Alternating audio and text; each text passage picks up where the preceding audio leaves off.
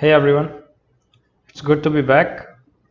कुछ मिसअंडरस्टैंडिंग की वजह से पिछली बार जो jQuery और jQuery UI के जो लेसन्स हैं वो मिस हो गए थे. So extremely sorry for that. And let's start with jQuery. jQuery है क्या चीज़? तो स्टार्ट करते हैं सबसे पहले. jQuery अगर आप गूगल करेंगे तो एक सिंपल सा रिजल्ट आपको आएगा jQuery.com का. jQuery.com पर आपको jQuery के बारे में जितनी भी इंफॉर्मेशन है सब मिल जाएगी. तो ये है वो चीज़ जो हम पढ़ने वाले हैं. अब बेसिकली jQuery है क्या? jQuery एक सिंपली एक लाइब्रेरी है जिसमें बहुत सारे फंक्शंस हैं. अब वो फंक्शन किस पे बेस्ड है? जावास्क्रिप्ट पे बेस्ड है. जावास्क्रिप्ट आप लोगों ने अगर पढ़ा है तो अच्छी बात है, और नहीं पढ़ा है तो आपको थोड़ा बहुत इन्फॉर्मेशन उसका होना ज़रूरी है कि किस तरीके से चीज़ें काम करती हैं. क्योंकि आप jQuery कितनी भी पढ़ लें, बट जो jQuery का जो बेस है जावास्क्रिप्ट, वो आपको पता होना ज़रूरी है कि चीज़ें कैसे काम करती हैं. आपको ज़रूरी नहीं कि उसमें पूरी महारत हासिल हो, बहुत अच्छे से आना ज़रूरी नहीं है, बट बेसिक्स क्लियर होंगे तो आपको jQuery यूज़ करना बेटर आएगा. अब jQuery के और प्रोजेक्ट्स हैं. jQuery यूज़र इंटरफेस जो कि jQuery UI है, हम अभी वो सीखेंगे. एंड बाकी भी आप प्रोजेक्ट्स इनके चेक कर सकते हैं. सो अगर आप ये सिर्फ एक पेज पढ़ेंगे तो आपको आइडिया पूरा लग जाएगा कि jQuery करता क्या है. तो हम ये पढ़ के देखते हैं. सिंपल सा पैराग्राफ है. jQuery फास्ट, स्मॉल और फीचर रिच जावास्क्रिप्ट लाइब्रेरी है. HTML में जो डॉक्यूमेंट ट्रेवर्सल होता है या मैनिपुलेशन होता है, इवेंट हैंडलिंग, एनिमेशन और एजेक्स, ये सब जो चीज़ें हैं इससे सिंपल हो जाती हैं. अब jQuery ऐसा कुछ नहीं कर रही जो जावास्क्रिप्ट नहीं कर सकती, राइट? बेसिकली जो जावास्क्रिप्ट जो लैंग्वेज है वो बनी थी ब्राउजर्स में चलाने के लिए, एंड इसका जो ओरिजिनल नेम है वो ECMA स्क्रिप्ट है. तो इसके वर्जन भी चेंज होते रहते हैं, अलग अलग आते रहते हैं, तो ब्राउजर्स भी उसको सीखते रहते हैं एंड वो आज ऐसे काम बढ़ता रहता है. लेकिन जो उसको जो लिखने का तरीका है वो थोड़ा सा पास्ट टाइम्स में बहुत मुश्किल था, अब इजी भी हो गया है. लेकिन अगर कोई भी ऐसा काम है तो जो जावास्क्रिप्ट से करने में जो आपको अगर ज़्यादा टाइम लगेगा, jQuery में उसके लिए ऑलरेडी बना बनाया फंक्शन है. तो ये जो लाइब्रेरी है ये बहुत वाइडली यूज लाइब्रेरी है, दुनिया की बहुत सारी वेबसाइट इसको यूज़ करती हैं. सो इसको सीखना एक फ़ायदे की बात है किसी भी डेवलपर के लिए. एंड जब इसमें ऑलरेडी इतने सारे फंक्शंस हैं तो क्यों ना यूज़ करा जाए, और सभी के सभी ब्राउज़र्स में ये एक जैसा ही काम करता है. तो ये एक बहुत एडवांटेज है, क्योंकि जावास्क्रिप्ट अलग अलग तरीके से बिहेव कर सकता है अलग अलग वर्जन्स में, अलग अलग ब्राउज़र्स के. तो उससे जो ओवरकम करने का जो तरीका है वो है jQuery. अब इसमें ज़्यादा मैं थ्योरी नहीं बताऊंगा, आप इसको खुद पढ़ सकते हैं. एंड आप इसके बारे में जब हम इसको यूज़ करेंगे तो आपको पता चल जाएगा कि ये कितना पावरफुल टूल है एंड ये कितना फ़ायदेमंद भी है, कितना टाइम बचा सकता है. अब जो यहाँ पर एक टर्म आई थी DOM मैनिपुलेशन, ये रहा HTML का डॉक्यूमेंट ट्रैवर्सल एंड मैनिपुलेशन. अब मैनिपुलेशन का क्या मतलब है कि आपको कोई भी चीज़ इसमें एडिट करनी है या कोई भी जो, अब जैसे आप ये पेज देख रहे हैं तो ये एक डॉक्यूमेंट है, राइट? एक HTML डॉक्यूमेंट है. अब इसमें हर एक चीज़ एक एलिमेंट है. जैसे हमने HTML पढ़ा था तो आपको पता ही होगा कि क्या क्या एलिमेंट्स इसमें यूज़ हुए होंगे. एंड वो सारे जो एलिमेंट्स हैं उन सब एलिमेंट्स का एक स्टेट होगा कि भाई अभी जैसे मेरा माउस यहाँ पर है, इस टेक्स्ट पर है, तो माउस होवर वाला एक स्टेट है इसका कि मैंने इस पर माउस रखा हुआ है. अब जैसे मैं मेन्यू पर अगर माउस लाता हूँ तो ये माउस होवर वाला स्टेट है. ये आपने CSS में पढ़ा होगा, याद होगा आपको. तो ये सारे जो स्टेट हैं इन सबको कुछ भी अगर मैनिपुलेट करना है आपको, या जैसे कुछ नया एलिमेंट इसमें यहाँ ऐड करना है, फॉर एग्जाम्पल ये रिसोर्सेज वाला जो आप देख रहे हैं लिस्ट है एक, अगर मुझे यहाँ सेकंड नंबर पर कुछ एक नया एलिमेंट ऐड करना है तो वो हम इससे कर सकते हैं, मैनिपुलेशन है. अब इसमें एक वेरी स्पेशल और बहुत ज़्यादा इंपॉर्टेंट चीज़ ये है कि jQuery और जावास्क्रिप्ट ये ब्राउज़र लेवल पे काम करते हैं. तो आप बोलेंगे कि यार यहाँ पे जो अगर मैं फिर कुछ चेंज करना होता तो मैं HTML कोड में करता, राइट? तो वो HTML कोड में आप जो चेंज करेंगे वो परमानेंट चेंज है, बट यूज़र के एंड पर अगर आपको कोई चेंज करना है तो वो एक डायनेमिक चेंज है, वो सिर्फ उस यूज़र के लिए हो रहा है. फॉर एग्जाम्पल अगर मैं यहाँ पर इसको क्लिक कर देता हूँ तो ये पेज एक्टिव हो जाएगा, राइट? Browser support. अब आप देख रहे हैं मेन्यू ऑलरेडी एक्टिव है, बट बाकी सारे तो इनएक्टिव है ना. ये मैंने जब यहाँ पे क्लिक किया तो ये एक्टिव हुआ. अब मुझे इस पेज को लोड होने के बाद अगर इसमें कुछ चेंजेस करने हैं तो वो मैं jQuery के थ्रू कर सकता हूँ या फिर जावास्क्रिप्ट के थ्रू कर सकता हूँ. तो ये एक इंपॉर्टेंट चीज़ याद रखने की है कि जो भी ये काम करेगा वो एक ब्राउज़र के अंदर ही करेगा, और वो भी पेज लोड होने के बाद करेगा. तो jQuery डाउनलोड सिंपल करते हैं हम। यहाँ पे बहुत सारे लिंक्स हैं एंड उनमें से कोई सा भी आप कर सकते हैं डाउनलोड। ये सारे अलग अलग तरीके हैं कि आपको कौन सा jQuery चाहिए, वर्जन कौन सा चाहिए। तो मैं इसमें सिंपल लिखूंगा jQuery CDN, क्योंकि CDN के थ्रू अगर मैं लूँगा तो मुझे फास्टेस्ट जो स्पीड होगा वो आएगा इस फाइल को डाउनलोड करने का। ये फाइल कोई बहुत बड़ी चीज़ नहीं है, ये बहुत छोटी सी फाइल है। और डाउनलोड करने का मेरा मतलब ये नहीं कि मुझे अपने इसमें कंप्यूटर में सेव करना है। बात ये कि मैं इसको इंक्लूड करूँगा अपने HTML डॉक्यूमेंट में, क्योंकि ये हर एक यूज़र को दिखाई देगा, हर एक यूज़र को मुझे पहुँचाना पड़ेगा ये उसके ब्राउज़र में फाइल, तभी मैं इसके फंक्शन यूज़ कर पाऊँगा। तो जैसे हम नॉर्मल JS फाइल्स यूज़ करते हैं जावास्क्रिप्ट की फाइल, वैसे ही मैं इस फाइल को इंक्लूड करूँगा HTML डॉक्यूमेंट में एंड देन मैं उसको यूज़ कर सकता हूँ। यहाँ पर मैंने एक प्रोजेक्ट ऐड किया हुआ है jQuery नाम से, एंड मैं अभी PHP Storm यूज़ कर सकता हूँ। आप जरूरी नहीं है PHP Storm यूज़ करें, आप कोई भी एडिटर यूज़ कर सकते हैं। ब्रैकेट्स हमने लास्ट टाइम यूज़ किया था, Notepad++ तो है ही, तो उसमें से कुछ भी यूज़ कर सकते हैं। मैं एक नई फाइल बनाता हूँ, HTML फाइल index.html। तो ये एक नई फाइल बन गई है। सबसे पहला काम jQuery को ऐड करना है मुझे, तो यहाँ पर मैं स्क्रिप्ट ऐड करूँगा एंड दैट्स इट। सिर्फ इस एक लाइन से jQuery मेरी लोडेड है। मैं जूम कर देता हूँ ताकि आपको दिखे।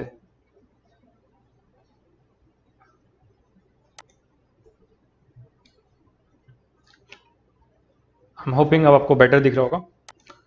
सो मेरा jQuery लोड हो गया। अब ऐसा कुछ जादू नहीं होता है इससे कि भाई jQuery लोड हो गया तो पता चल जाएगा हमें कि लोड हुआ है या नहीं हुआ है। ठीक है, तो हम वापस चलते हैं अपने ब्राउज़र पर।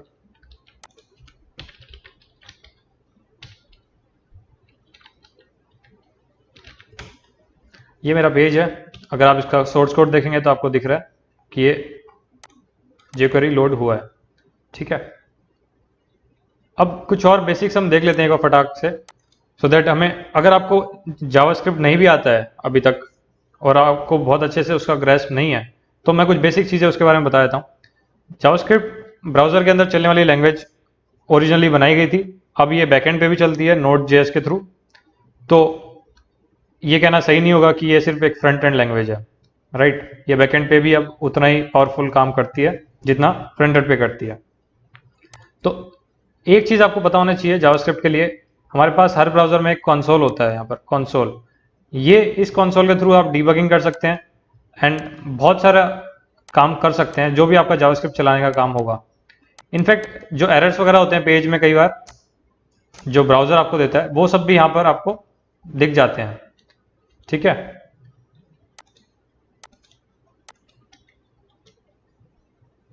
मैं साइज बढ़ा देता हूँ। सबसे पहले तो हम कोड में कुछ लिख देते हैं। मैं एक डिवीजन बना देता हूँ।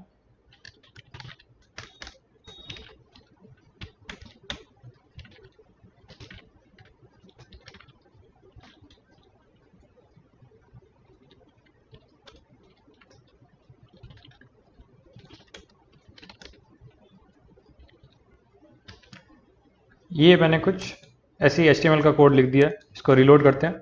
तो ये हेलो वर्ल्ड दिखा रहा है मुझे यहाँ पर, मैंने इसको भी जूम कर दिया, आपको दिख रहा होगा। तो वही पैराग्राफ टैग है, उसके बाद ब्रेक टैग है यहाँ पर, और ये स्पैन के अंदर मैंने एक्सक्लेमेशन मार्क लगाए हैं। तो सबसे जो मेन एलिमेंट है इस पेज का, ये डॉक्यूमेंट है। तो एक डॉक्यूमेंट नाम का एक ऑब्जेक्ट होता है, उसी के ऊपर सारा काम होता है। जैसे मैं यहाँ पर डॉक्यूमेंट लिखूंगा, आप देख रहे हैं कि पूरा ब्लू हो गया लेफ्ट वाला, क्यों? क्योंकि ये हाईलाइट हो रहा है कि ये भाई पूरा डॉक्यूमेंट है। डॉक्यूमेंट एक ऑब्जेक्ट है।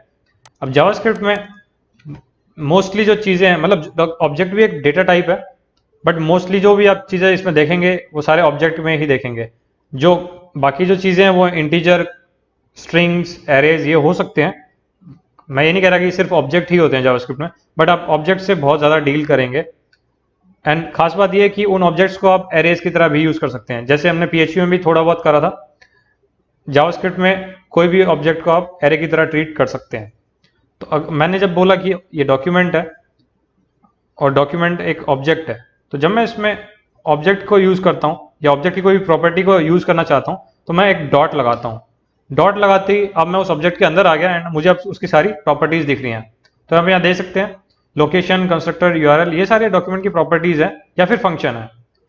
अब डॉक्यूमेंट एक ऑब्जेक्ट है एंड उसके अंदर ये सारे या तो फंक्शन होंगे या फिर ये और कोई प्रॉपर्टी होगी।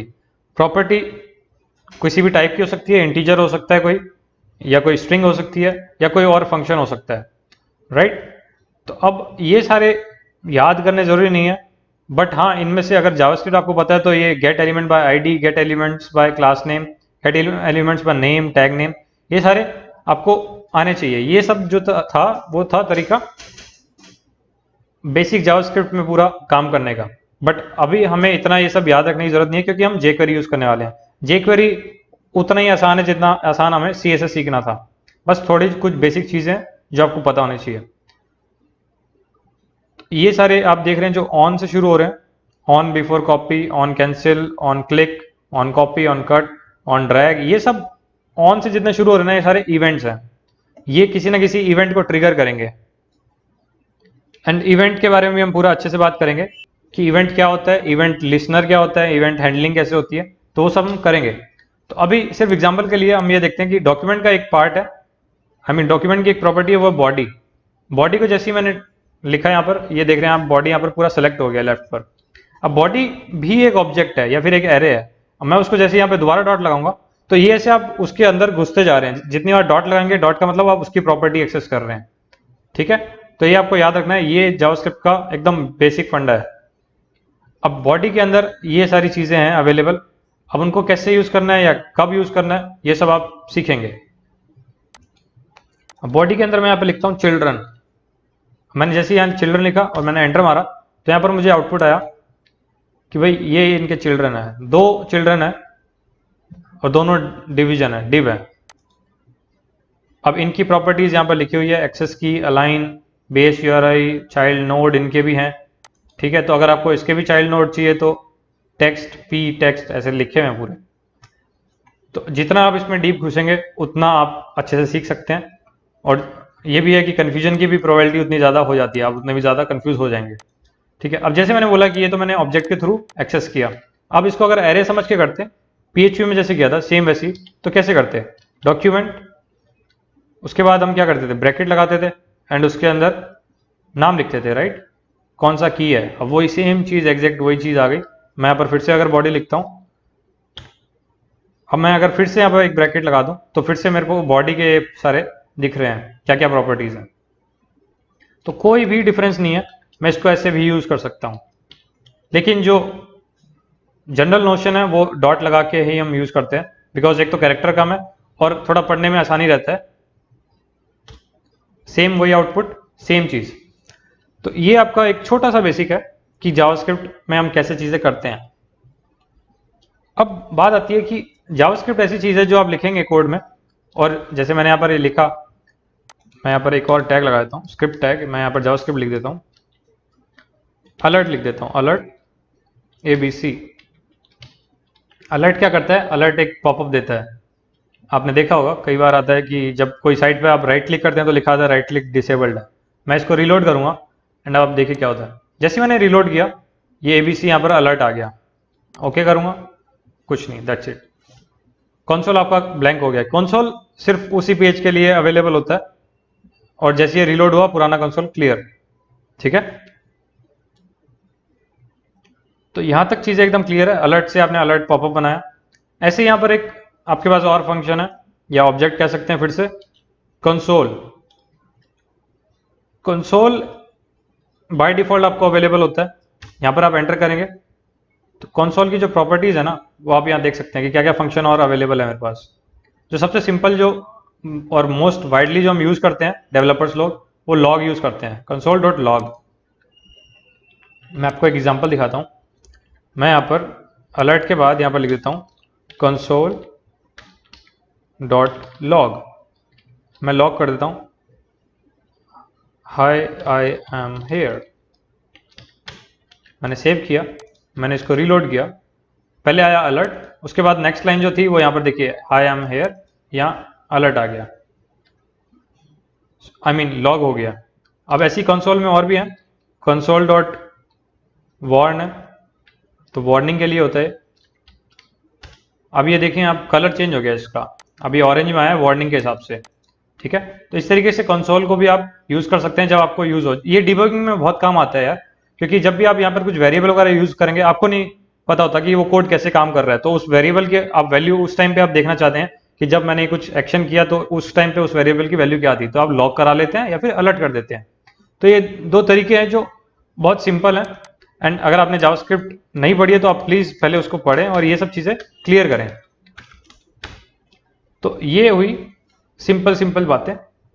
थोड़ा सा अब आगे बढ़ते हैं जे क्वेरी की तरफ, क्योंकि हमें फोकस वहीं रखना है। अब जैसे आपने नोटिस किया होगा कि मैंने जो भी लिखा था पेज लोड होते के साथ ही रन हो गया, राइट। अब एक चीज का दिक्कत है इसमें, और दिक्कत यह है कि जब आप jQuery इसमें लोड करते हैं तो आप नहीं चाहते कि jQuery का कोड सीधा जो भी आपने लिखा था वो पेज लोड होते ही रन हो जाए, नहीं। पहले आप डॉक्यूमेंट को रेडी होना, मतलब आप चाहेंगे कि पहले जो डॉक्यूमेंट है वो पहले रेडी हो जाए। रेडी किसके लिए? कोई भी मैनिपुलेशन के लिए या कोई भी अपडेट के लिए। तो वो जब रेडी हो जाएगा उसके बाद आप अपना jQuery का कोड चलाना चाहेंगे, क्योंकि रेडी होने से पहले अगर आपने चलाया तो वो काम नहीं करेगा एंड कुछ ना कुछ एरर आएगा। तो ये jQuery की सबसे इंपॉर्टेंट रिक्वायरमेंट है कि जब तक डॉक्यूमेंट रेडी नहीं है, यानी फुली लोडेड नहीं है। फुली लोडेड का मतलब मेरा ये है कि अभी जैसे मैंने ये कंट्रोल R दबाया, रीलोड हो गया एंड ये जो एरो था वापस चेंज हो गया, मतलब रीलोड का फिर से यहाँ पर एरो आ गया। और कई बार जब बड़े आप कोई पेज लोड कर रहे होते हैं तो यहाँ पर एक क्रॉस आता है कि उसको बीच में रोकना है क्या। तो जब तक ये पूरा लोड नहीं होगा ना, तब तक आप jQuery नहीं चलाना चाहेंगे। तो इसके लिए एक सिंपल सा तरीका है कि भाई आपको रेडी फंक्शन यूज करना पड़ेगा jQuery का। अब पहले तो सबसे पहले jQuery को इंस्टेंशिएट कैसे करते हैं, मतलब एक jQuery को शुरू कैसे करना है। या तो आप जावास्क्रिप्ट की तरह एक वेरिएबल ले, उसका नाम रखें jq, या कुछ भी वेरिएबल का नाम रख सकते हैं, इक्वल टू न्यू मतलब आप jQuery का एक नया इंस्टेंस शुरू कर रहे हैं, न्यू jQuery कर सकते हैं, ठीक है। तो ये मैंने jQuery शुरू कर दिया है, मेरे पास jQuery आ गई है। तो ये मैंने जो लिखा है jQuery, इससे आप ये जो jQuery है, jq जो वेरिएबल है, ये एक jQuery का ऑब्जेक्ट बन गया है। अब प्रॉब्लम ये है कि आप ये जो फंक्शन है, ये फंक्शन कहाँ से आया? ये फंक्शन आएगा इस पूरी फाइल के अंदर से। अब उसमें भी एक प्रॉब्लम है कि ये पेज अभी तक रेडी नहीं हुआ है। तो ये जो अगर आप इसको अगर रीलोड करते हैं एंड यहाँ पर लिखते हैं jQuery, तो यू डोंट नो ये क्या चीज़ है, ये अभी तक jQuery नहीं बना है, ब्लैंक है। इसके लिए आपको लिखना पड़ता है रेडी फंक्शन। तो जो बाय डिफॉल्ट jQuery जो बनाता है, हमारे पास जो ऑब्जेक्ट आता है वो आता है डॉलर। डॉलर का मतलब है, मतलब jQuery रिटर्न करता है डॉलर। डॉलर का मतलब है कि भाई ये jQuery का ही वेरिएबल है। अब डॉलर से या तो आप डॉलर यूज कर सकते हैं हर जगह, या फिर इसके अंदर जब आप ये jq लिखेंगे तब आप इसको यूज कर सकते हैं। अब मैं आपको एग्जांपल दिखाता हूं, अदरवाइज आप समझ नहीं पाएंगे। ये है डॉक्यूमेंट, ठीक है। अगर मैं अभी सेव नहीं किया इसको, मैं अगर यहाँ पे सीधा डॉलर लगा रहा हूं, मैंने एंटर मारा तो यहाँ पर एफ करके कुछ आया है। तो ये jQuery का वेरिएबल है। डॉलर सिर्फ स्पेसिफिक नहीं है कि डॉलर हर जगह जहां पे भी आप देखेंगे तो jQuery होएगा, नहीं। ये jQuery, ये जो फाइल थी, इसने रिटर्न किया है कि ये वेरिएबल, इसका मतलब है jQuery का इंस्टेंस है। अब मैं इस पे डॉक्यूमेंट लगा रहा हूं एंड डॉट लगा रहा हूं, क्योंकि मैं उसका डॉक्यूमेंट का ऑब्जेक्ट यूज करना चाह रहा हूं। मैं यहां पर लिखूंगा रेडी, एंड रेडी के अंदर होगा फंक्शन।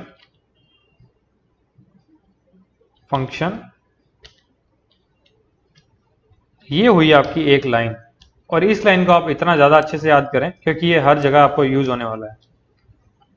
अब अगर मैं इसके अंदर ये लगा देता हूं, अब आप ध्यान से पढ़िए कि मैंने पहले डॉक्यूमेंट को एक्सेस किया jQuery के थ्रू। उसके बाद मैंने इस डॉक्यूमेंट पे, यानी ये जो ऑब्जेक्ट निकला था डॉक्यूमेंट का, उस पे फंक्शन यूज किया रेडी। अब रेडी का जो आर्ग्यूमेंट है वो भी एक फंक्शन है, उस फंक्शन को मैंने लिखा फंक्शन। फिर उस फंक्शन का तो कोई आर्ग्यूमेंट था नहीं, एंड उस फंक्शन के लिए मैंने कर्ली ब्रेसेस लगाए और अंदर फंक्शन के अंदर जो भी लिखना था वो मैंने लिख दिया, ठीक है। ये आपको एकदम अच्छे से याद होना चाहिए, अदरवाइज बहुत ज़्यादा दिक्कत आपको आने वाली है। अब ये वेरिएबल बन तो गया होगा, लेकिन अब इसमें प्रॉब्लम है कि हमने jQuery यहाँ पे नया शुरू कर दिया एंड ऑलरेडी ये चल रहा था डॉलर, तो अब हो गए 2 jQuery। तो jQuery को जब भी आपको एक नया इंस्टेंस चाहिए तो आप jQuery dot no conflict use करेंगे, अदरवाइज आपका जो कंसोल एरर है वो आएगा वहां पर एंड आप यूज नहीं कर पाएंगे jQuery को आगे। तो ये एक सिंपल सा तरीका है, नो कॉन्फ्लिक्ट मोड आप लगाएंगे तो अभी एक नया वेरिएबल बन गया jQuery का। ठीक है, अब मैं यहाँ पर सिंपल सा कुछ करता हूँ jq एंड अब मैं फिर से डॉक्यूमेंट लिखता हूँ एंड मैं यहाँ पर लिखूंगा बॉडी डॉट रिमूव कर देते हैं। मैंने किया रीलोड, अब यहाँ पर एरर आ गया कि ये चलेगा नहीं, रिमूव नाम की कोई प्रॉपर्टी है नहीं इसकी। तो सबसे पहले तो अब मैं इसको डॉक्यूमेंट नहीं यूज करूंगा, अब मैं यहाँ पर सीधा बॉडी यूज करूंगा। अब ये जो बॉडी है ये टैग है, मैं बॉडी टैग यूज कर रहा हूँ, जैसे हम CSS में यूज करते हैं ना, डॉट लगाकर क्लास को लिखते थे, क्लास का नाम लिखते थे एंड आईडी के लिए हम हैश लगाते थे, तो टैग के लिए कुछ नहीं लगाते थे। सेम वैसे का वैसे यहाँ पर मैंने सिलेक्टर लिखा है बॉडी डॉट रिमूव। अब मैं इसको करता हूँ रीलोड, अब आप देख रहे हैं लेफ्ट साइड में मेरा पूरा ब्लैंक हो गया है। तो एक बहुत खास बात है कि मेजरली जितने भी आपके सिलेक्टर होंगे jQuery के अंदर वो आप बॉडी के अंदर ही यूज करेंगे, इसमें डॉक्यूमेंट बस एक बार यहाँ यूज करना है, उसके बाद यूज करने की जरूरत नहीं है। और अब जो इंपॉर्टेंट चीज है, मैंने नो कॉन्फ्लिक्ट तो आपको समझा दिया, एक्चुअली हमें इसकी जरूरत नहीं है क्योंकि हमारे पास ऑलरेडी ये है तो सही डॉलर। ये मैं सिर्फ आपको नो कॉन्फ्लिक्ट के लिए बताना चाह रहा था कि अगर मैं ये नहीं लगाता हूँ, मैंने सीधा अगर jQuery यहाँ पर कर लिया रीलोड, ठीक है, आई मीन jQuery के अंदर मैंने इंस्टेंशिएट कर दिया, अब मैं अगर इसको चलाता हूँ तो अभी आएगा jQuery is not a function. ठीक है, अगर मैं यहाँ पर ये ब्रैकेट भी लगा देता हूँ, डजंट मेक अ डिफरेंस क्योंकि ऑलरेडी यहाँ पर ये चल रहा है। तो ये चीज आपको हमेशा याद रखनी पड़ेगी कि नो कॉन्फ्लिक्ट मोड आपको यूज करना पड़ेगा jQuery का जब भी आप 2 इंस्टेंस यूज कर रहे हो। और ये बहुत सारी वेबसाइट्स में दिक्कत आती है कि आप कई बार 2 jQuery की फाइल आपको आप ऐसे जहाँ पे एक लिखा है ना, यहाँ पर हमने एक बार यूज किया है, कई लोग इसको 2 बार लोड कर लेते हैं एंड उसकी वजह से एरर आ जाता है। तो ये चीज आप ध्यान रखें। अब इसकी जगह मुझे jQ की जरूरत नहीं है, अब से हम हमेशा सिर्फ डॉलर यूज करने वाले हैं।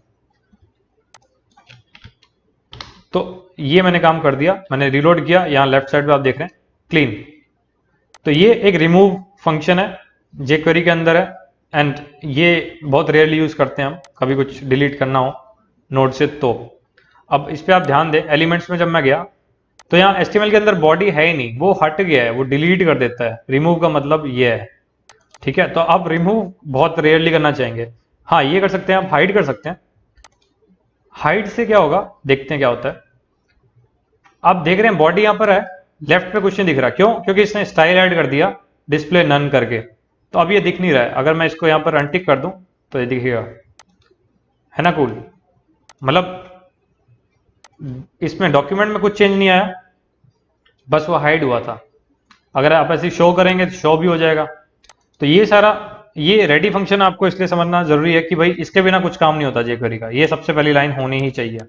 अब ये आप ऐसा 10 बार यूज कर सकते हैं, जैसे एक बार मैंने यहाँ लिख दिया, यहाँ पर आप फिर से स्क्रिप्ट लिखिए, फिर से वही चीज यूज करिए। तो ये चीज कोई दिक्कत नहीं है, आप जितनी मर्जी बार यूज कर सकते हैं। हाँ, एक मैं आपको और तरीका बता देता हूँ। जैसे यहाँ पे फंक्शन लिखा आपने, उसके बाद ब्रेसेस लगाए, उसके बाद ये करा, एक और शॉर्ट हैंड कहते हैं उसको, शॉर्टकट है। अब ये ना लिखिए, आप खाली ये लिख दीजिए इसकी जगह, तो भी आपका काम वैसे ही करेगा। मैं करता हूँ रीलोड, हाइड फिर भी हो गया, बस इस बार मैंने अलग तरीके से लिखा था, फंक्शन नहीं लिखा, मैंने ये लिखा है equal to and then arrow.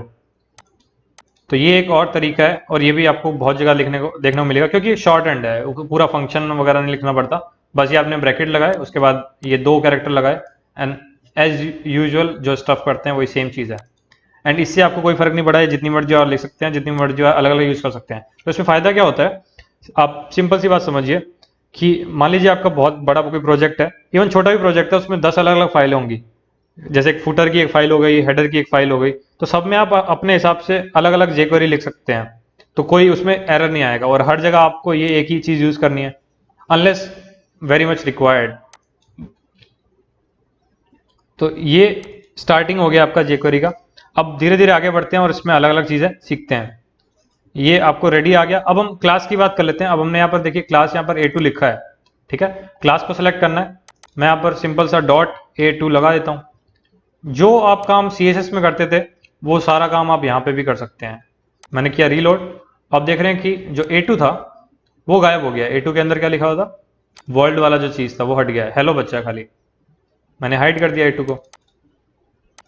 Isn't it simple. तो ऐसे हम क्लास को सिलेक्ट करते हैं। आईडी को सिलेक्ट करना है तो मैंने यहाँ पर मेन लगाया था, मैं यहाँ पर हैश लगाऊंगा एंड देन लिखूंगा मेन। ये एक स्ट्रिंग की तरह इसको दे रहा हूं मैं, याद रहे। मैंने किया रीलोड, इस बार हेलो गायब हो गया।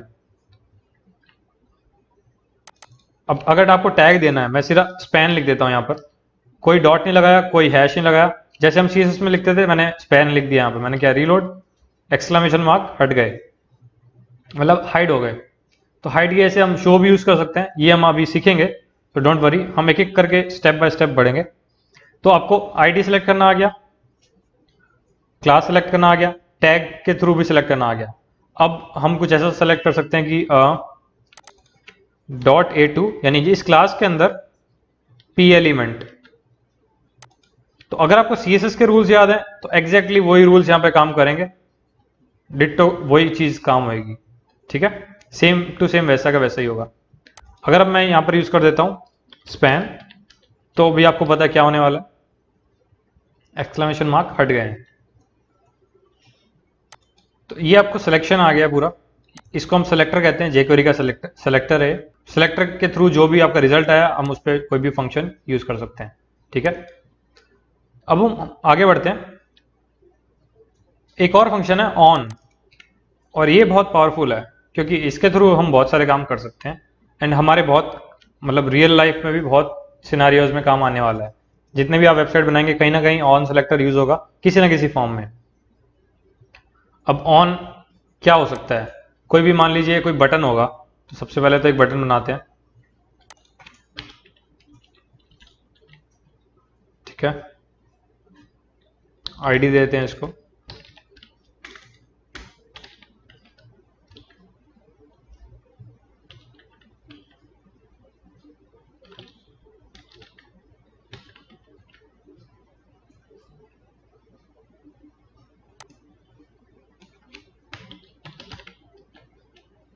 अभी मैं इसको कमेंट कर रहा हूँ, कमेंट करने के लिए वही PHP वाला तरीका है, 2/ मैंने किया रीलोड, बटन यहाँ पर आ गया, ठीक है। अब मैं चाहता हूँ कि इसको क्लिक करूँ मैं, तो ये जो वर्ल्ड है ये पूरा हट जाए, मतलब नॉट द रियल वर्ल्ड, ये इस पेज के अंदर वाला वर्ल्ड हट जाए। I am not Thanos. On, इसके आगे आप यहाँ पर इवेंट लिखेंगे कि कौन सा इवेंट। मैंने किया क्लिक, यहाँ पर मैंने लगाया कॉमा। अब मैं यहाँ पर जो नेक्स्ट जो चीज़ दूंगा, आर्ग्यूमेंट जो मैं नेक्स्ट दूंगा वो एक फंक्शन होगा हमेशा।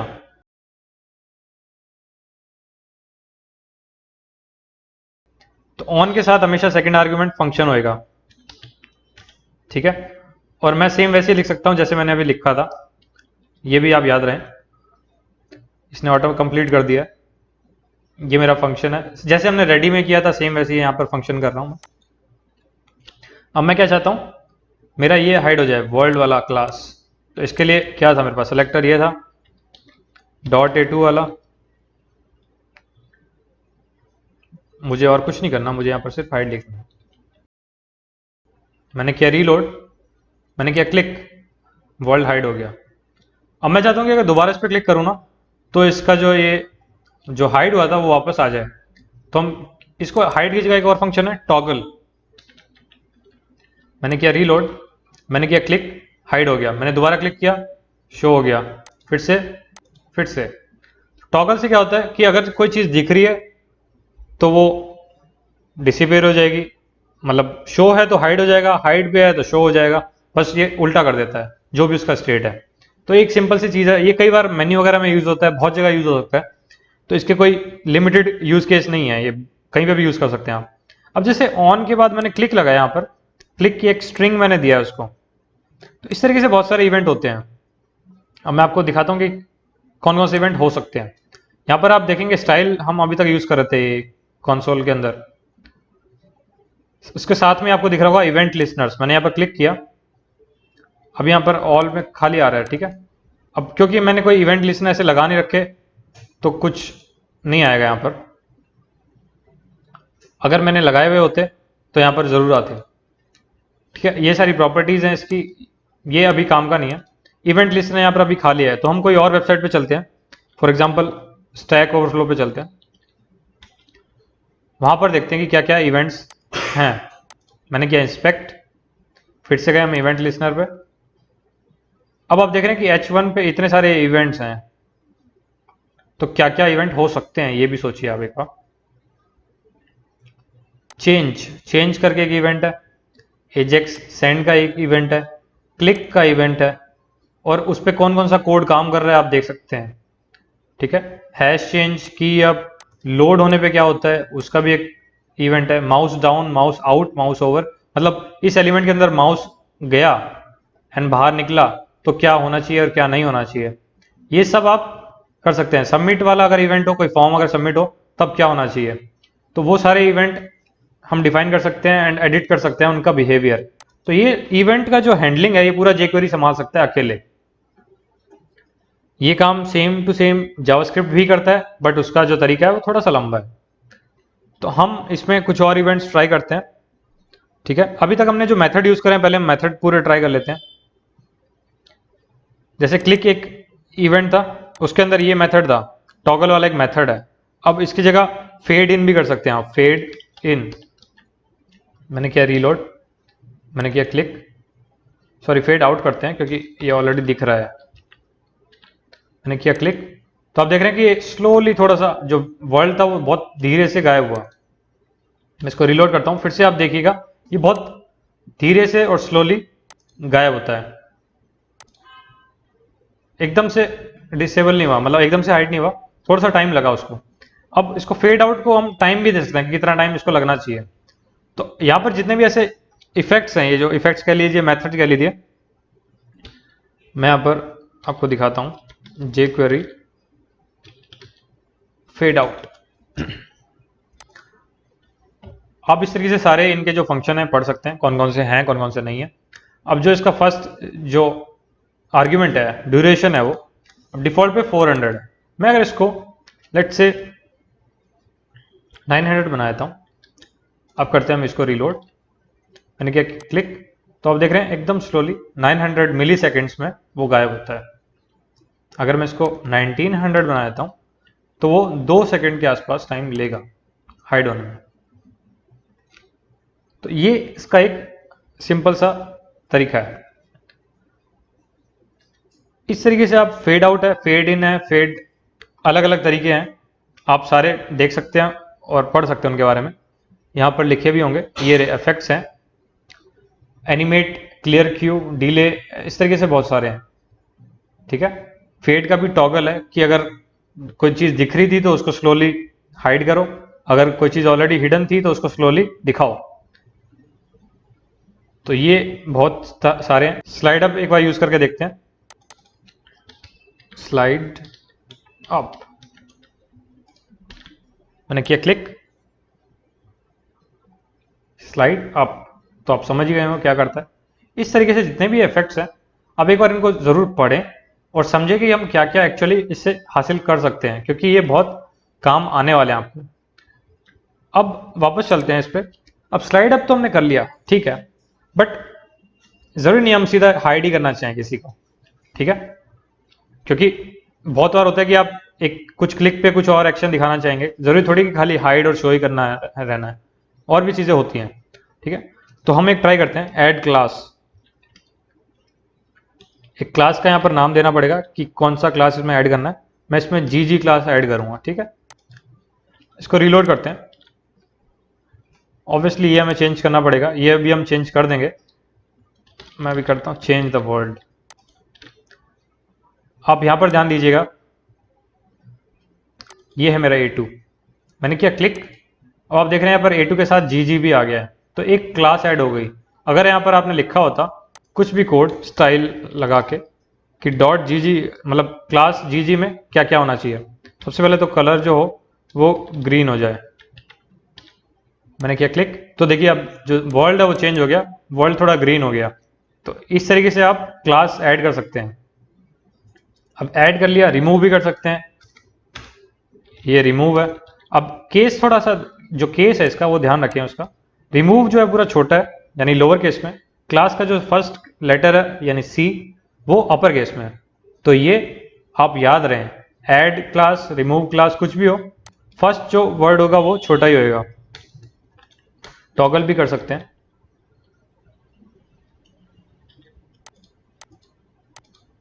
ये आपका टॉगल हो गया, जीजी ऐड हो रहा है फिर जीजी हट रहा है। तो ये क्लास का मैनिपुलेशन है। व्हाट इफ आपको डायरेक्टली सीएसएस ही एडिट करना हो, तो उसके लिए भी फंक्शन है। जेक्वेरी ने सब कुछ आसान बना दिया। मैं यहाँ पर लिखूंगा कि आपको मतलब पहला जो आर्गुमेंट होएगा वो बताएगा कौन सी प्रॉपर्टी आपको चेंज करनी है, ठीक है। मैं लिखता हूँ कलर। दूसरा जो आपको मेरे को बताना है, इसको वो बताना है कि क्या वैल्यू होना चाहिए उसका। मैंने ग्रीन लिख दिया, मैंने क्या क्लिक किया, ये ग्रीन हो गया। अब याद रहे, और यहाँ पे नोटिस भी रखें आप इसको कि ये जो स्टाइल यहाँ पर ऐड हुआ है ये मतलब इनलाइन सीएसएस की तरह ऐड हुआ है। इनलाइन सीएसएस ऐड होगा, ना कि जो पहले हमने क्लास की तरह, जब हमने क्लास चेंज किया था तो आपका इनलाइन सीएसएस नहीं था, सिर्फ क्लास ऐड हुआ था एंड वो क्लास का कोड यूज कर रहा था। अभी आप जो भी इसमें लिखेंगे वो इनलाइन एडिट होगा उसमें। तो फॉर एग्जाम्पल मैंने अगर यहाँ पर ऑलरेडी कुछ लिखा हुआ है स्टाइल में, लेट्स से कलर ही था मेरा, मैंने येलो किया हुआ था, मैंने किया रीलोड। अभी यहाँ पर येलो आ रहा है बाय डिफॉल्ट, मैं जैसे ही क्लिक करूंगा ग्रीन हो गया। तो जो पुरानी जो प्रॉपर्टी थी वो चली गई है। सो ये बहुत अच्छे से आपको याद रखना पड़ेगा कि ये इनलाइन चेंजेस होते हैं। एंड इनलाइन चेंजेस का जो प्रेफरेंस है वो क्लास से ऊपर होता है, अनलेस उसमें क्लास के कोड में आपका इंपॉर्टेंट लिखा हो। तो ये प्रेफरेंस की बात है और ये ज़रूरी भी है। CSS तो हो गया। अब ऐसे ही आप और इसमें फंक्शन है यूज़ कर सकते हैं। एक होता है ATTR यानी कोई भी एट्रीब्यूट के लिए, ठीक है। अब मैं मान लीजिए कुछ मतलब इसका कोई लिमिटेड यूज़ नहीं है, मैं बहुत सारी चीज़ों में इसको यूज़ ले सकता हूँ। अब ATTR क्या करता है, इस ये जो भी चीज़ सेलेक्ट करेगा ना, सॉरी, इससे आपका जो भी सेलेक्ट होगा एलिमेंट उसका एट्रीब्यूट पड़ेगा, चाहे वो कोई सा भी एट्रीब्यूट हो, चाहे वो एक वैलिड एट्रीब्यूट हो या नहीं हो, बट वो पड़ेगा। तो मैं यहां पर लगा देता हूं डेटा लर्न, मैंने यहां पर लिख दिया मॉस्को। यहां पर एट्रीब्यूट में कौन सा पढ़ रहा हूं, डेटा लर्न।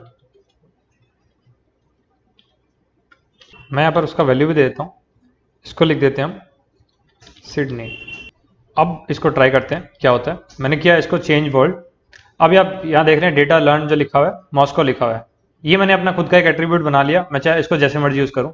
चेंज वर्ल्ड मैंने लिखा, ये मॉस्को से सिडनी हो गया, सीधा क्लिक होगा और सिडनी हो गया। जब तक क्लिक नहीं होगा तब तक कुछ नहीं होगा क्योंकि ये क्लिक के अंदर है। ये सिंपल सी आप चीज़ याद रखें, जब तक क्लिक नहीं होगा तब तक कोई चेंजेस नहीं होंगे, ये कोड चलेगा ही नहीं कभी, ठीक है। क्लिक होते ही ये कोड चलेगा। एंड अगर मैं इससे पहले यहाँ पर लिख दूँ रिटर्न तो ये कोड भी नहीं चलेगा। मैंने किया क्लिक, कुछ भी करते रहो भाई, यहाँ से रिटर्न हो गया जावास्क्रिप्ट कंपाइलर, तो कोई फायदा नहीं है। ये हुआ मेरा एट्रीब्यूट मॉडिफिकेशन, ठीक है।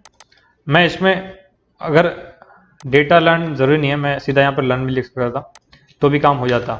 तो अगर मैं यहाँ पर लर्न भी लिख दूँ तो भी सेम काम होगा, कोई दिक्कत वाली बात नहीं। मैंने क्लिक किया एंड यहाँ पर सिडनी हो गया। अब मैं उसको यूज़ कैसे भी कर सकता हूँ तो उसके भी कुछ एग्जांपल्स देखते हैं, क्योंकि अब जब हम पूरा पढ़ रहे हैं तो अच्छे से ही पढ़ लेते हैं। ये एट्रीब्यूट हो गया, ठीक है।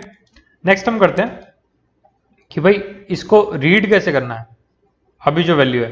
तो उसके लिए आपको कुछ नहीं करना है। अगर आप इसमें एक एट्रीब्यूट देते हैं, एक आर्ग्यूमेंट देते हैं एट्रीब्यूट फंक्शन में, तो आपके पास एक वैल्यू आ जाएगी मॉस्को। अब उस मॉस्को को आप कैसे भी यूज कर सकते हैं, कंसोल में लॉग कर सकते हैं। मैंने लॉग कर दिया। आप एक वेरिएबल में स्टोर करना चाहें वेरिएबल में स्टोर कर सकते हैं। तो यहाँ पर मैंने क्लिक किया, मैंने किया कंसोल पे, तो यहाँ पर आउटपुट आया हुआ है मॉस्को। तो ये कैसा लगा आपको? आप सोचिए इससे अब आप क्या क्या कर सकते हैं। आप ब्राउज़र के अंदर ही कैलकुलेशंस कर सकते हैं, ब्राउज़र के अंदर ही कोई भी स्क्रिप्ट चला सकते हैं, ब्राउज़र के अंदर आप जो भी मैनिपुलेशन करना चाहें वो कर सकते हैं। वो सब कुछ आप जावास्क्रिप्ट से भी कर सकते थे, बट jQuery थोड़ा सा इसको आसान बना देता है चीज़ों को। तो ये एक ATTR फंक्शन आपको बहुत काम आएगा, आप इसको याद रखें। और हम कुछ इवेंट्स देखते हैं अब, क्योंकि इवेंट भी आपको उतना ही काम आएंगे जितना ये सब फंक्शंस हैं। तो अब जैसे हमने ये यूज़ किया, क्लिक फंक्शन अभी यूज़ किया था हमने, इसको आप अगर यूज़ करना चाहें तो आप ऐसे भी यूज़ कर सकते हैं। हाँ, ये थोड़ा फनी लगेगा आपको कि ये सब क्या है, बट ऐसे भी यूज़ करा सकता है इसको।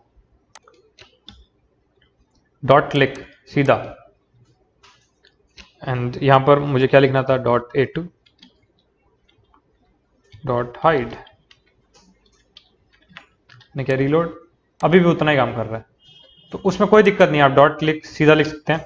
ये एक शॉर्ट हैंड बना दिया है, हालांकि मैं ये प्रेफर करता हूँ क्योंकि इससे डायरेक्ट आपको दिख जाता है कि भाई क्लिक फंक्शन यूज कर रहे हो आप। अगर फ्यूचर में कभी चेंज करना पड़े तो आप वो भी कर सकते हो। On is preferred for me. अब इसकी जगह मैं यूज करता हूं माउस एंटर, ठीक है। अब देखते हैं क्या होता है। अब मैं जैसे यहां पर माउस लेके गया, हट गया वो अपने आप, है ना कूल। मैंने रिलोड किया, मैं देखिए माउस का कर्सर वहां पर लेकर जा रहा हूं, एंड ये जैसे गया वो हट गया। तो माउस जैसे ही उस एरिया में घुसा वो हट गया। सेम माउस लीव भी मेरे पास एक इवेंट है, तो मैं उसको भी यूज कर सकता हूं। तो माउस लीव के लिए आप या तो इसको पूरा का पूरा डुप्लीकेट कर सकते हैं, ठीक है। यहां पर माउस लीव लिखना पड़ेगा आपको, एंड यहां पर आप इसको शो कर सकते हैं। ये मैंने, अब ये थोड़ा दिक्कत हो रहा है कि जब मैं इस पर माउस लेके आता हूं तब ये हाइड हो जाता है। इसको उल्टा कर देते हैं, शो, एंड यहां पर करते हैं हाइड। अभी माउस मेरा बाहर है तो कोई दिक्कत नहीं, मैं जैसे ही माउस लेके जाऊंगा अब ये शो हो जाता है, बट वो बिकॉज ऑफ द डिफरेंस, इसको एक यहां पर ये चेंज कर देते हैं टेम्पररीली। मैं जैसे ही माउस लेके जाऊंगा तो कुछ नहीं, आप डिफरेंस देखिए। अब माउस लेके गया तो शो हो रहा है, माउस हटाया तो नहीं शो हो रहा है। ऐसे आप कर सकते हैं। एक जो इसमें शॉर्टकट है वो ये है कि भाई ये आपको दोबारा सेलेक्ट नहीं करना पड़ेगा, मैं इसको यहीं से कंटिन्यू कर सकता हूँ।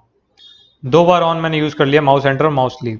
मैंने इसको रिलोड किया, सेम वही फंक्शन, अभी भी कोई डिफरेंस नहीं। तो ये कुछ और इवेंट्स हैं। अब आप इवेंट को भी एक ऑब्जेक्ट की तरह यूज कर सकते हैं। एक स्ट्रेंज चीज़ है, बट अब फॉर एग्जाम्पल मान लीजिए आपने क्लिक इवेंट यूज करा हुआ था, ठीक है, एक कोई भी एरिया में या कोई भी एक एलिमेंट में क्लिक इवेंट यूज करा हुआ था, बट उस एलिमेंट के अंदर हो सकता है कि बहुत सारे और चिल्ड्रन हो उसके, ठीक है। हो सकता है कि बहुत सारे चिल्ड्रन के भी चिल्ड्रन हो। तो अब वो एग्जैक्टली किस जगह की वजह से क्लिक ट्रिगर हुआ, वो आपको पता करने के लिए हम यूज कर सकते हैं जो भी आपका इवेंट है उसका डॉट करंट टारगेट नाम की एक प्रॉपर्टी होती है, उसको हम यूज कर सकते हैं। उसका हम यूज अभी सीखते हैं। मैंने यहां पर क्लिक फिर से, ठीक है। अब मैं ये एक्स्ट्रा जो चीज़ है वो हटा देता हूँ। करंट टारगेट वाला जो प्रॉपर्टी है पहले वो देखते हैं कैसे यूज होएगा। अब मान लीजिए मैंने यहां पर लिखा बॉडी, तो बॉडी पे अगर जैसी कोई क्लिक होगा और मैं हाइड यूज कर देता हूं तो पूरी बॉडी हाइड हो जाएगी, ठीक है। अब फॉर एग्जांपल मान लीजिए मैं यहां पर लिखता हूं डिव, तो डिव तो 2 है हमारे पास और सारे हम हाइड करेंगे नहीं, हमें एक जो क्लिक हुआ है हमें सिर्फ वही हाइड करना है। तो मैं यहां पर फंक्शन के अंदर एक इवेंट लूंगा पहले तो, कि ये इवेंट जो है ये एक्सेसिबल हो अंदर, क्योंकि उस इवेंट की प्रॉपर्टी होगी करंट टारगेट। और क्योंकि ई जो है वो खुद एक jQuery का ऑब्जेक्ट है तो मुझे ये यूज करना पड़ेगा, ई डॉट करंट टारगेट। अब नोटिस कीजिए कि मैंने इसको भी jQuery के ऑब्जेक्ट की तरह ट्रीट किया है, यानी ये पहले मैंने सेलेक्ट किया उसको, फिर उसके ऊपर शो या हाइड में यूज कर सकता हूँ। तो मैंने ये किया, मैंने किया इसको रीलोड। मैंने जब फर्स्ट एलिमेंट पे क्लिक किया तो वो हाइड हो गया, दूसरे पे क्लिक किया तो हाइड हो गया, बटन पे क्लिक किया कुछ नहीं हुआ। क्यों? क्योंकि मैंने इस पर कोई सिलेक्टर लगाया नहीं हुआ ना। तो जो डिव पे मैंने क्लिक किया वो वाला डिव मैंने हाइड कर दिया। ये एक तरीका है। एक मैं और काम यहाँ पे कर सकता हूँ जो कि बहुत ज़्यादा स्मार्ट है। मैं लिख सकता हूँ दिस, मैंने रिलोड किया, फिर से वही काम हो रहा है। तो वो जो पूरा लंबा से जो प्रोसेस था उससे बचने के लिए दिस इसमें एक ऑब्जेक्ट की तरह यूज होता है। एंड हमेशा इसको भी आप jQuery के अंदर ही यूज करेंगे, मतलब jQuery के सेलेक्टर की तरह। तो दिस याद रखें, जब भी जरूरत पड़ेगी आपको दिस बहुत ज़्यादा काम आएगा एंड बहुत सारे फंक्शन के साथ काम आएगा। क्योंकि जैसे अभी तो हमारे पास सिर्फ 2 डिव थे, हो सकता है पूरी की पूरी मेन्यू हो और मेन्यू पूरा एंकर टैग से बनी हो, एंड कौन सा एंकर टैग क्लिक हुआ आपको पता होना चाहिए, तो उसके लिए दिस काम आ जाएगा आपको। ठीक है, तो ये एक वन ऑफ द वेज था। अब एक काम करते हैं, जो स्पैन एलिमेंट के अंदर ये जो 3 एक्सक्लेमेशन मार्क है ना, इसको चेंज करते हैं, मैनिपुलेट करते हैं। एंड ऑब्वियसली क्लिक पे करेंगे हम, क्योंकि थोड़ा कूल लगता है। फिर से मैं दिस यूज करने वाला हूँ, ठीक है, या दिस की जरूरत नहीं है, मुझे स्पैन चेंज करना है, बटन नहीं। तो मैं यहाँ पर क्या करूँगा, मैं यहाँ पर लिख सकता हूँ टेक्स्ट नाम का एक फंक्शन है, और मैं यहाँ पर लिख सकता हूँ @ लेट्स सी अब क्या होता है। मैंने किया चेंज वर्ल्ड, तो ये वर्ल्ड चेंज हो गया, @ आ गया। ये बेकार सी चीज़ हटाते हैं, ये चेंज हो गया, क्विक था, कोई टाइम नहीं लगा, क्लिक हुआ एंड चेंज हो गया। यानी ये टेक्स्ट इसके अंदर का जो है वो आपने ऑल्टर कर दिया है। अब ये सेम चीज़ आप ऐसे भी कर सकते थे, ठीक है, HTML फंक्शन से भी, बट ये थोड़ा सा डिफरेंट है टेक्स्ट से। अब ये कैसे डिफरेंट है, लेट्स से हम काम करते हैं इस पे P पर, ठीक है। तो मैं यूज करता हूँ A2, उसके अंदर मैं लिखता हूँ P। अब हम नोटिस करेंगे इधर यहाँ क्या क्या होता है। मैंने किया क्लिक, आप नोटिस कीजिएगा इस P एलिमेंट को, मैंने किया क्लिक एंड अब वो उसके अंदर पूरा का पूरा @ आ गया, ठीक है। तो पूरा का पूरा HTML ही चेंज हो गया। ये चीज अगर मैं लिखूं यहां पर टेक्स्ट, अब आप नोटिस करें फिर से क्या चेंज हुआ, कोई डिफरेंस नहीं। बट अब हम बात करते हैं डिफरेंस की बात है, तो सिंपल सा काम है, हम ये कर देते हैं,